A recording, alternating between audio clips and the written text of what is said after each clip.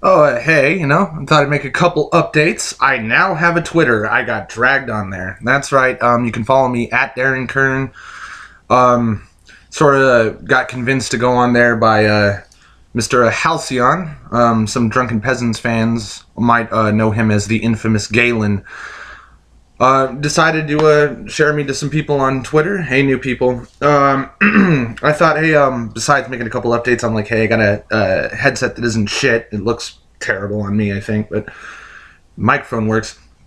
Got a Twitter, and I wanted to read you guys something.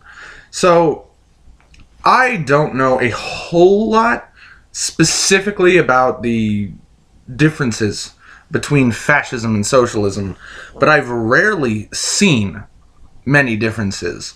I think a lot of people might have the idea that fascism and socialism are polar opposites because the major fascist organization of Italy and Germany in World War II were very heavily opposed in ugly ass fucking fighting with the communists and socialists of the USSR.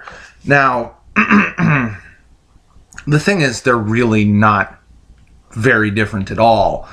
And I found this genius comment that distills in pretty short order the ways that they're incredibly similar. And the irony, of course, being that ANTIFA is a socialist communist organization that claims its entire mission statement is fighting fascism and then proceeds to do every single solitary thing Antifa has ever and probably will ever do is fascist. They should just call themselves fascist. They're the fascist party. And here's why. The reason Antifa are fascists is due to the fundamental distinction between the two authoritarianisms of Marxism and fascism. Fascism is a ternary system, where Marxism is a binary system. That means one has three parts, fascism, and the other, Marxism, has two. Fascism is an evil force, plus an unwitting group of servants to that force, and then plus the oppressed class. That's a three-part system.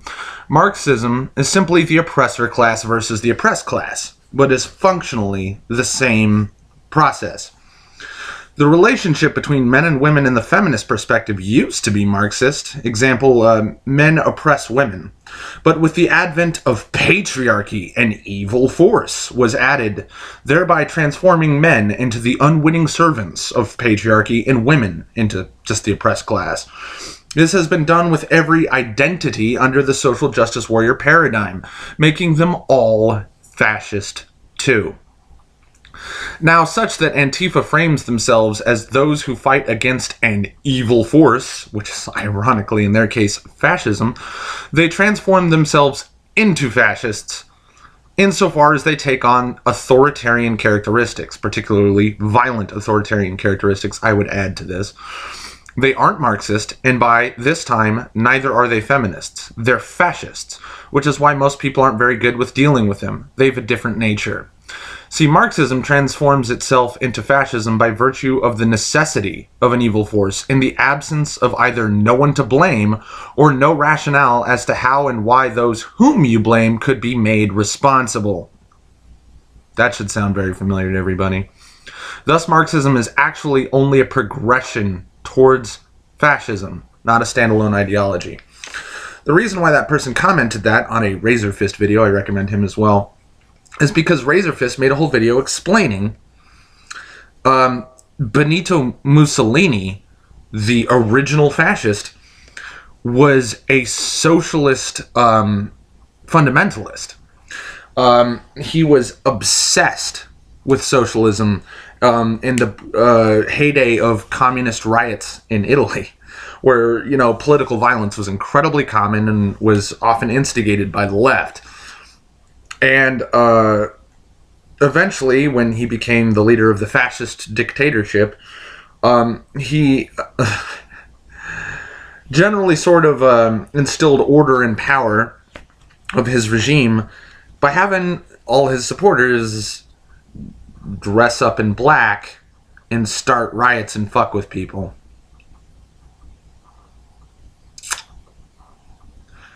If the Duke, Benito Mussolini, is the original fascist, why does Antifa emulate him? Well, because Benito Mussolini, some people erroneously say that he abandoned socialism in favor of fascism. No, he distilled socialism into fascism. They're not different from each other. There's very few dynamics that separate socialism in terms of an actual socialist republic rather than democratic socialism or whatever, which simply perhaps picks out some pieces of party socialism that works while still generally keeping in with a democratic framework. They're not different. Hitler himself also was the member of the National Socialist Workers' Party. How ironic is it that communism and Marxism will tell us all the time that it's on behalf of the people, on behalf of the working class. And then the Socialist Workers' Party is the name for the Nazi Party. It is literally translated into English, the National Socialist Workers' Party. Hitler's not right-wing. He never has been. And neither is Benito Mussolini. Authoritarianism is not unique to the right wing. Okay, you got your Islamic Caliphate nonsense. You got your ISIS. You got your terrorist groups. You got your oppressive Saudi Arabia. You got your... those are right-wing authoritarian theocracies. The Republican Party of America still doesn't deserve any particular kind of popularity when it's matched against the left, because since the left has been screaming just on a rocket ship approaching light speed into authoritarianism, the right wing is still the corporatist, religious, theocratic authoritarianism wing of our country here in the United States. And in fact, whenever I was in support of Trump during the election, it was only in saying that I have some hope that he will provide some sort of change to the Republican Party, since he does not come from its corrupt, corporatist, religious fundamentalist build-up process, that he just sort of came at the Republican Party out of nowhere when he used to be a Democrat corporatist, which should have been a red flag to everybody, including me. He used to be a Democrat corporatist supporter. He was a Hillary Clinton supporter, Bill Clinton supporter. Why? Because they were corporatists. So it's no really small wonder that Trump has turned into the corporatist Satan right now, because it's all he ever was going to be, was honestly, sadly, the same. And then what policy has been coagulating in his complete lack of politician experience has been the philosophy of right-wing authoritarianism, so he's the same fucking thing. But meanwhile, the left, which perhaps had a half-decent shot at being something populist, has completely lost that chance for the foreseeable future. The left is an authoritarian madhouse right now. And the reason why I scream constantly at the left is because the left has become significantly more authoritarian than the right. And as an anti-authoritarian, I'm focused on the main authoritarian threat, which is why before the social justice advent of 2015, I mostly bitched about Republicans. Because they're still bad. They're just significantly less bad than Antifa, significantly less bad than social justice, significantly less bad than feminism, less bad than progressivism. It is simply less bad, which is not to say that it's good, because it's fucking not. And that's where you'll see me differ from a lot of my peers that criticize social justice, is that I think that there is a missing middle somewhere that weds certain left economic policies, with certain right economic policies that weds basically, or I shouldn't say weds, divorces all authoritarianism out of social interaction between people, which we had almost succeeded in up till about 2010, and then just that rug got swept right out from under us.